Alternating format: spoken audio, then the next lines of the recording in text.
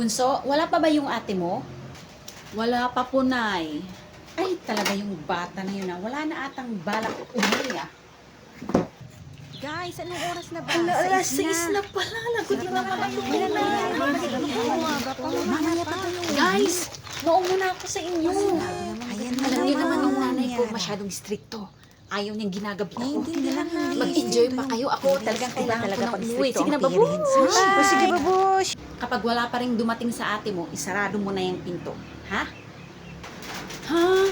Eh di hindi na makapasok dito sa loob si ate, Nay. O edi hayaan mo siya. Matulog siya sa labas. Eh di kawawa naman si ate, Nay. Hayaan mo para madala siya. Antayin pa natin siya ng isang oras, Nay. O sige, pero kapag wala pa siya, isarado mo na yung pinto, anak, ha? Opo, Nay. Ay, buti na lang. Ang hirap naman ng tricycle dito. Kanina pa ako nag-aantay,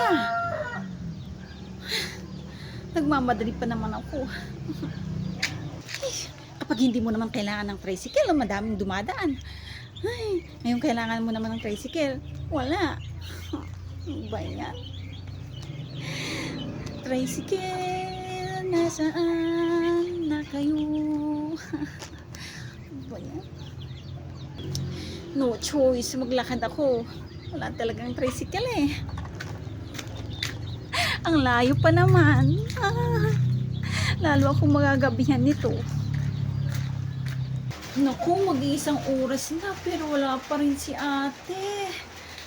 Ay, ate, umuwi ka na. Nasaan na ba kasi si ate? Isara mo na yung pinto, bunso. Pwedeng 10 minutes pa, Nay. Sabing isara mo na O, ito na. Isasara ko na, Nay.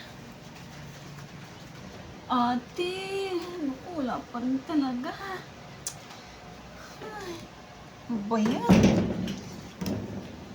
Sinara ko na po, Nay. Good. Ay, pagod na ako. Ay, tricycle. Sa bagay, malapit na ako. Malapit na. Konting tiis na lang. Ay, pahinga muna ako. Tricycle po kayo?